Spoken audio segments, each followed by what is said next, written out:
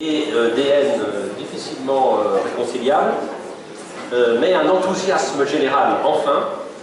Nous avons donc cette année décerné le prix Orange à Émilie Frêche pour son roman Deux étrangers chez Actes.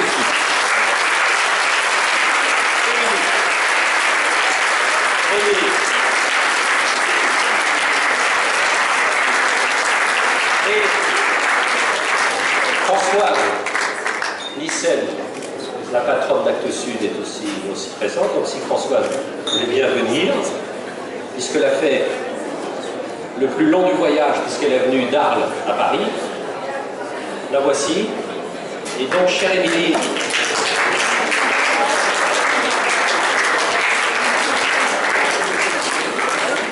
votre livre répond à des petites questions assez simples. Par exemple, est-ce que le pardon est possible? Par exemple, est-ce que quand un père vous demande de venir le voir, est-ce qu'il peut y aller? Est-ce que la réconciliation est envisageable? Enfin, toutes sortes de questions extrêmement légères que vous avez abordées avec évidemment une force incroyable et aussi une élégance assez bouleversante. Donc, c'est maintenant à vous parler. Oui, je sais, oh là là, je sais que c'est plus facile, et c'est pour ça qu'on a choisi d'écrire. Et maintenant, quand vous êtes lauréat, il faut parler. Donc, à vous.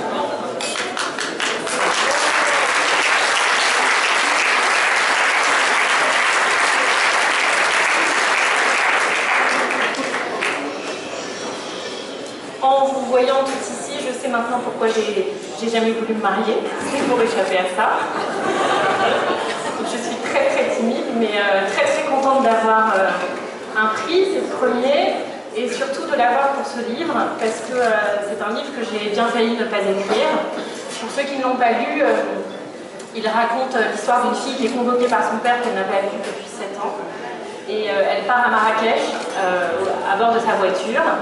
Et donc pour les besoins du livre, j'ai fait moi-même ce voyage.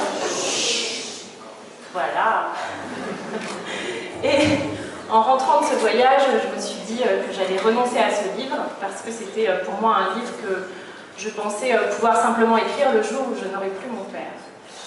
Et les livres qu'on écrit sont un peu comme des histoires d'amour. On n'est pas tellement, on décide pas tellement de ça. Et du coup, j'y suis revenue voilà, ça m'a demandé. Et aujourd'hui, beaucoup de gens me disent ah là là, mais c'est courageux d'avoir fait ça. En fait, je crois que c'est surtout une question de liberté. Et pour moi, la littérature et le roman, c'est le dernier espace de liberté dont on dispose. Donc voilà, ça tombe bien.